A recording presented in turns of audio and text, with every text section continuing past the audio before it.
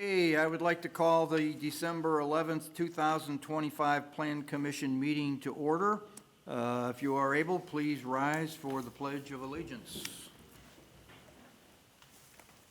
I pledge allegiance to the flag of the United States of America and to the republic for which it stands, one nation, under God, indivisible, with liberty and justice for all. Thank you. Samantha, roll call, please. Bill Thomas, Here? Ken Carroll, Here. Gordon Butler, Here. Marty Flynn, John Stanton, Here. Cheryl Slabazeski, and Jeff Peterson. Here. Both Commissioner Slabozowski and Commissioner Flynn did let us know that they would not be able to attend tonight. Also sitting up here with us is our city planner, Atifa, our Community and Economic Development Director, Daniel Ritter. First order of business, I would like to have a motion to approve the minutes from the Plan Commission meeting held on November 13th, 2025. I'll make that motion. Motion by Commissioner Peterson, Second. second by Commissioner Carroll. Roll call, please. Jeff Peterson, Yes. Ken Carroll, Yes. John Stanton, Yes.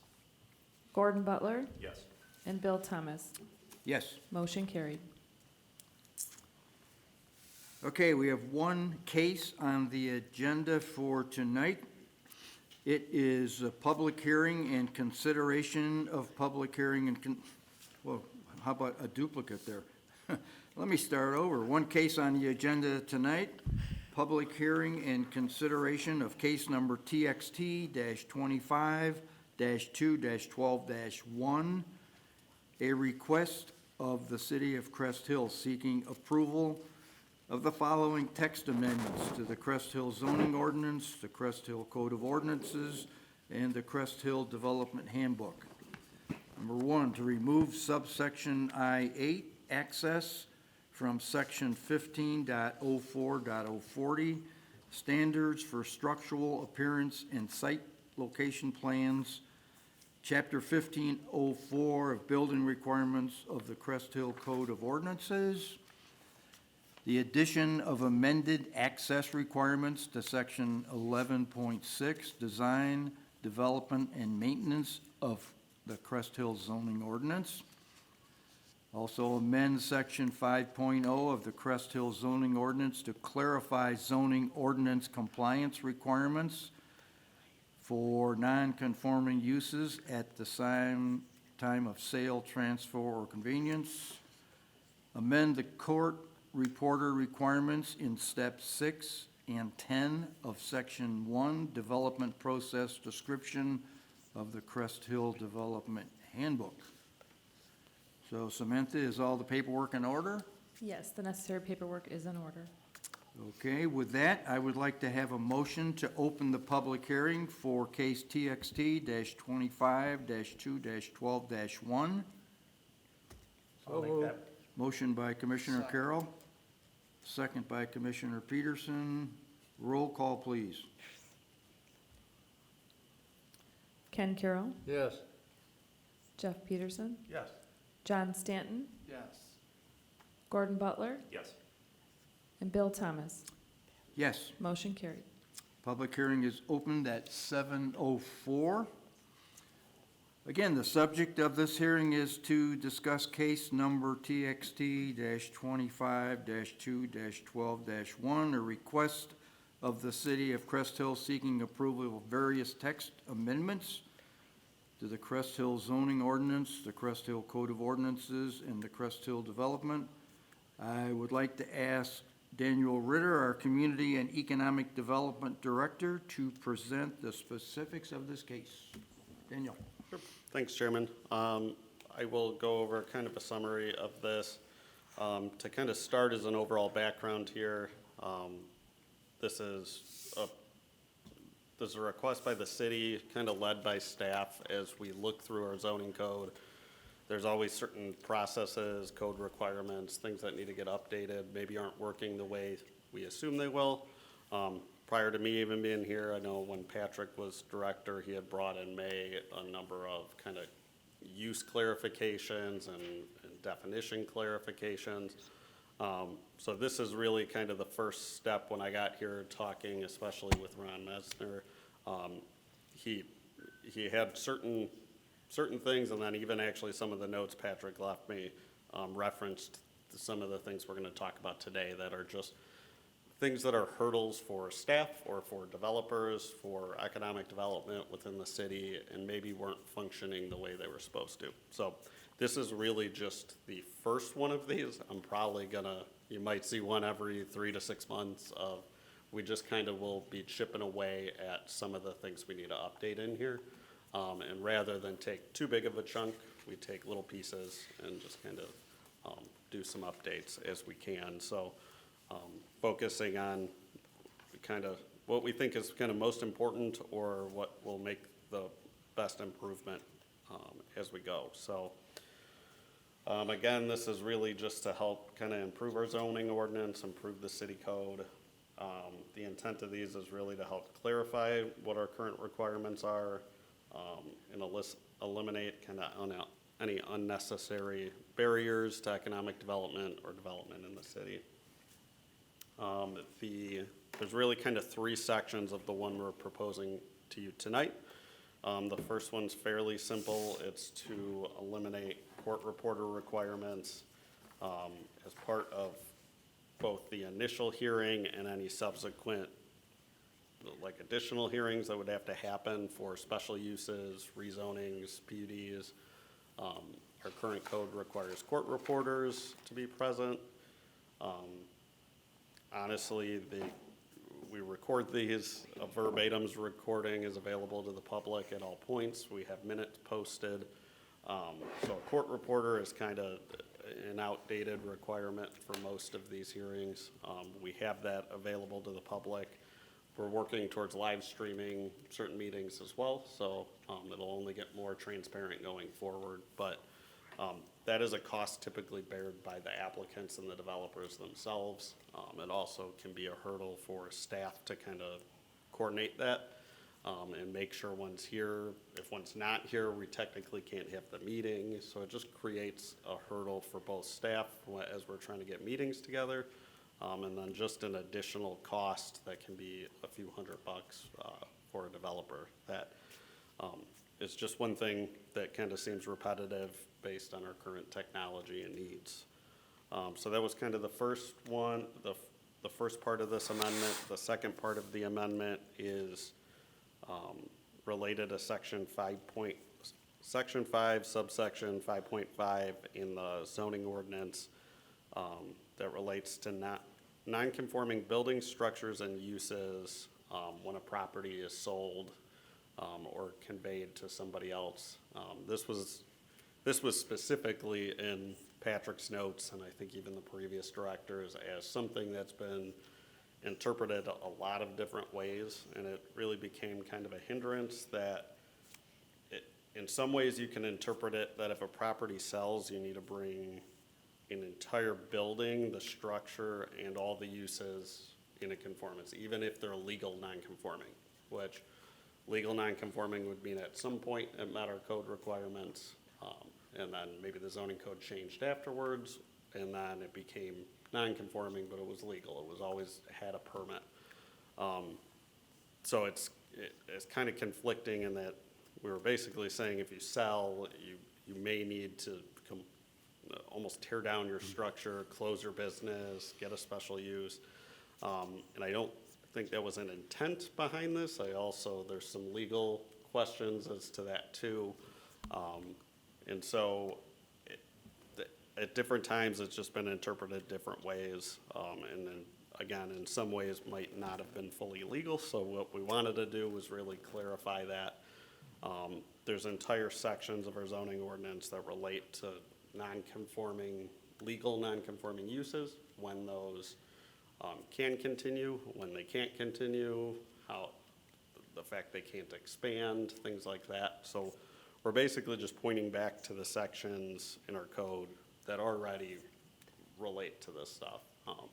And so it won't be tied to somebody's sale of a property.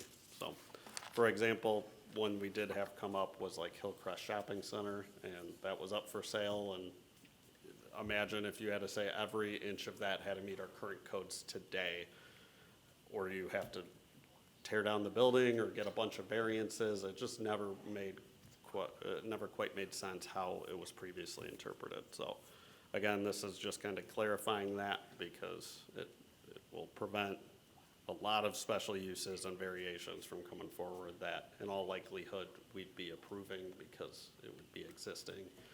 I don't think the intent was to close businesses or tear down buildings with that. So that's our second part of this request. The third part of this request deals with driveways. And I believe part of this request just came forward for Amazon. And this is one section of our code that doesn't seem like it's been consistently enforced, but our current code basically requires a maximum of 30 feet for all driveways in the city. Now, you could drive down almost any commercial corridor in the city and almost every driveway will be over 30 feet at the property line. So it wasn't very practical, the current code, and it wasn't consistently enforced. So what we did was just go into that. It actually made it a little more flexible, and then made it more flexible depending on the zoning district. So residential districts are still fairly strict, but it limits those, and then kind of as you go to commercial and industrial, the driveways allowances get a little wider, because obviously with industrial you have trucks, with commercial properties you just want that extra space for cars to be able to turn in and out of commercial properties. So ATFA did a lot of research and just kind of, we basically found what are kind of typical standards for each of those zoning districts. No guarantee it's perfect, but it's an improvement from what we have today and allows some additional flexibility. We also wrote in a little bit of administrative flexibility into that, so that way if both the community development director and the city engineer both agree there's a need for some small change to that based on either public safety or engineering practice, that we have a little bit of leeway to be able to approve, whether it's a couple feet or some different radiuses or something like that have to happen. It gives us a little bit of flexibility in there, so that way somebody's not coming again through an entire process for 2 feet on their driveway width when the reality is they need it anyways. So those are really our 3 requests that we have. We've drafted the standards and the findings for you guys in the staff report, and I'm here if there's any specific questions. And again, we'll be, especially as we were going through this, we have this development handbook that's like separate from the zoning code. There's a lot of issues with it, so, we had even talked with the chairman a little bit about it, and there's some other stuff we're gonna be addressing going forward, but we kind of wanted to address these because they're reoccurring issues even we've seen in the last 5-6 months we've been here, so. Yeah, that's all I have on that. Let me know if you have any questions.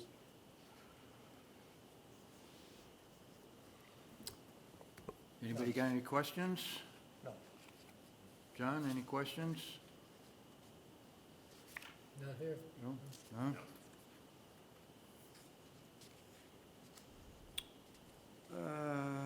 Yeah, okay, I'll reserve my comments for a little bit. So is there anybody in the audience that has any questions about any of these text amendments? Seeing none, I think it would be appropriate to have a motion to close the public hearing. Make that. I'll second it. Okay, motion by Commissioner Butler, second by Commissioner Peterson. Roll call, please. Gordon Butler, Yes. Jeff Peterson, Yes. Ken Carroll, Yes. John Stanton, Yes. and Bill Thomas. Yes. Motion Public carried. hearing closed at 7:15.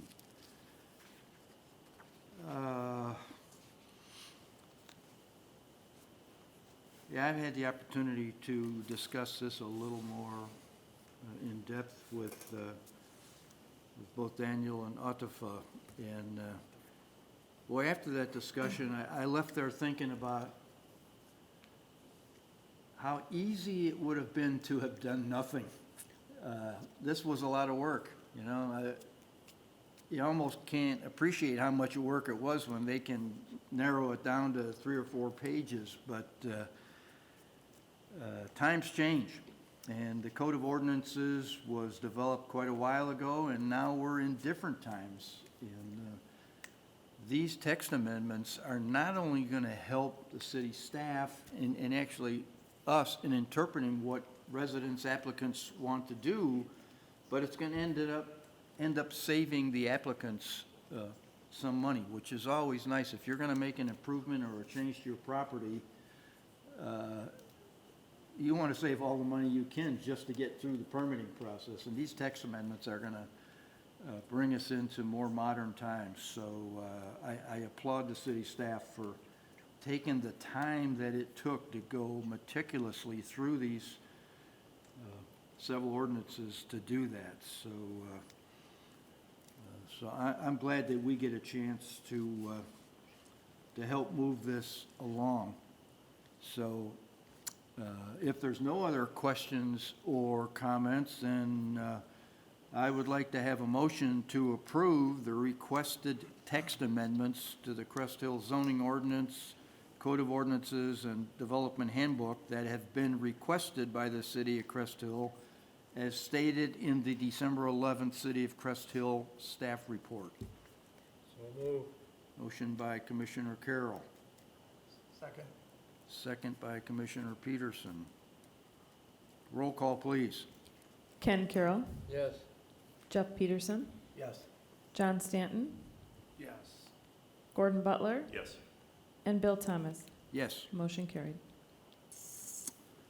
So the Plan Commission unanimously recommends City Council approval of the requested text amendments related to case TXT-25-2-12-1 to the City of Crest Hill zoning ordinance, Code of Ordinances, and Development Handbook for driveway, right-of-way access requirements, regulations for non-conforming business structures, uses, and lots, and court reporter requirement for development applications.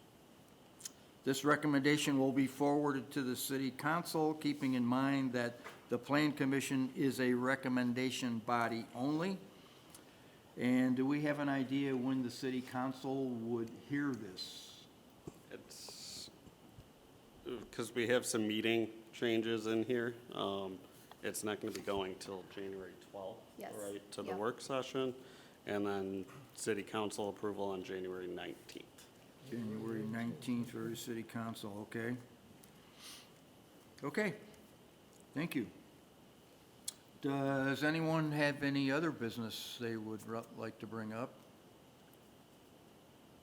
I would just like to say thank you to Daniel for getting these very nice ID badges. I know a few of us have talked about when we've gone out to look at some of the applicants' properties. It will make it easier when they look at us and say, "What are you doing?" And we'll now be able to tell them what we're doing, so. Be a big help. Your bill.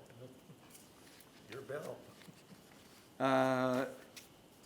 Public comments, anybody in the audience want to say anything? Does my wife? No, my wife doesn't want to say a word, so we're good there. I will just, Yeah. if I could make a quick comment, before, at this last workshop this Monday, we brought forward the comprehensive plan update to the city council. Okay. So that was recommended by the city council to move forward, so on Monday, that, the contract for the update will go forward to city council for final approval.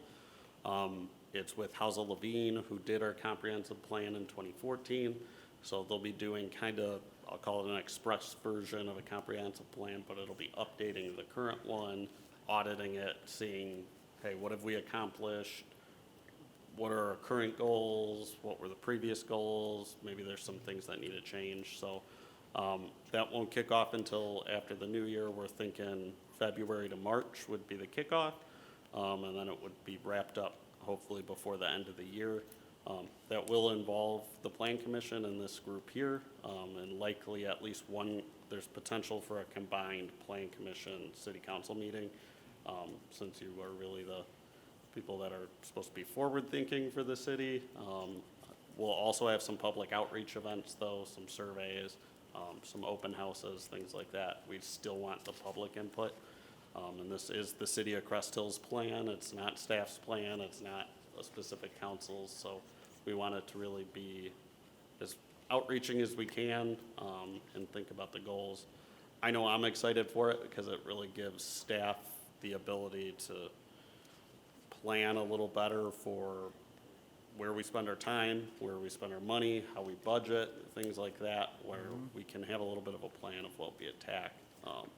And honestly, the world's just changed quite a bit since 2014, so it'll be good to kind of update the vision of what Crest Hill is and what it can become and the types of things we want to see here. So get excited for that, because I am, because one of the first things I wanted to accomplish here was really, where do we want to go? What's the vision? Because I think that will mean a lot for staff going forward as we try and improve things, and improve Crest Hill.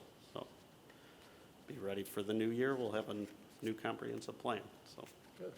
Yeah, that's And great. in the meantime, just a little, if you have some light reading time every now and then, at least looking at the current code, get a little refresher of kind of what we approved. I think that'll help later on as we talk about. It's on the website, right? Yes, Yeah. yep. It's Yeah. available on the Crest Hill website. Yeah.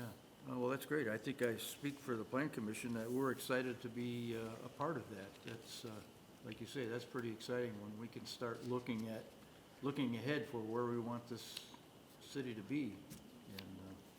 And we've already, I still keep thinking about the new apartment thing that's coming. And, I mean, now when I drive by that lot, I think, boy, is that gonna be a boon for that corner? And that corner has really been having its issues with commercial properties. It's just kind of too far off the beaten path, and this is gonna totally revitalize that corner there, so that's great.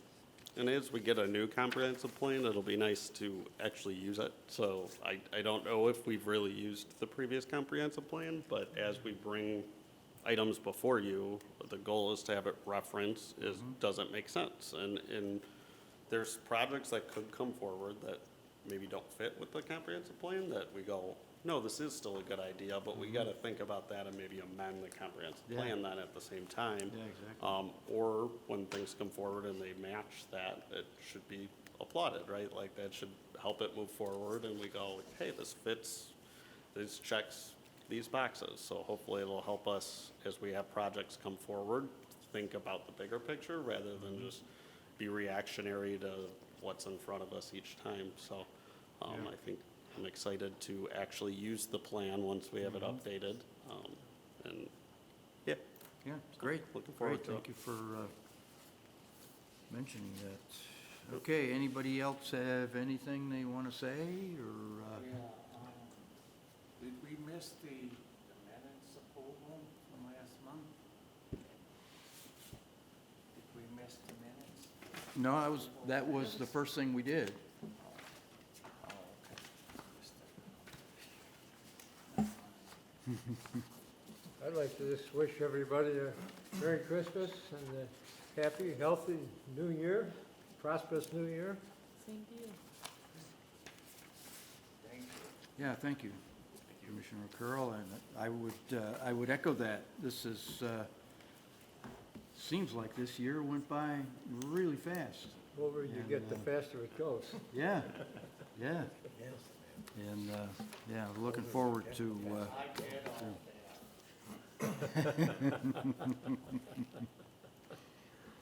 okay, then, without further ado, can I have a motion to adjourn? I'll make it. Motion by Commissioner Peterson, second. Second by Commissioner Butler. Roll call, please. Jeff Peterson, Yes. Gordon Butler, Yes.